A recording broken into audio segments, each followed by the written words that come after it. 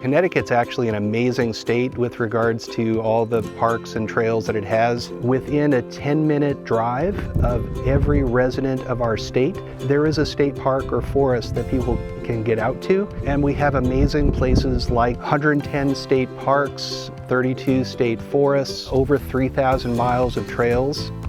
Across the state park system, now it's about 10 million people a year who are coming out to enjoy these parks, and our population is only 3.5 million.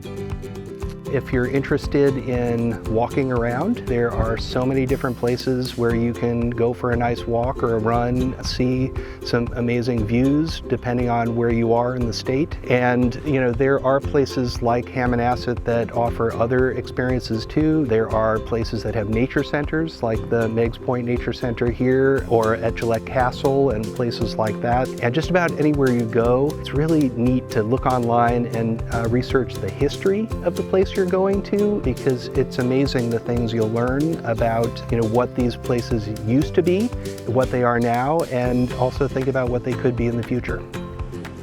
As you might imagine, a lot of indoor activities were closed, so people were getting outdoors in record numbers this year. We heard some statistics about right here at Hammonasset. They actually never closed the parks this year, but they changed the capacity for parking to about half of what it typically would be. Despite that, through October of 2020, they actually had a 20% increase in people coming out to Hammonasset.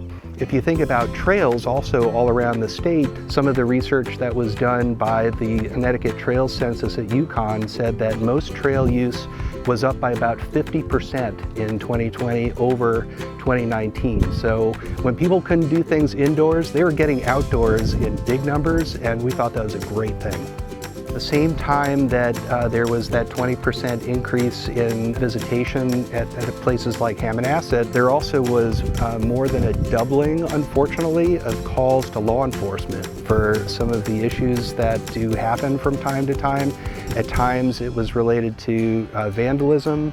There were increases, unfortunately, in trash in some areas. And we chalk that up to not only more people, but more people who maybe hadn't been to a park before and weren't thinking about how you have to make sure to be a good steward of the land when you're going out and using it.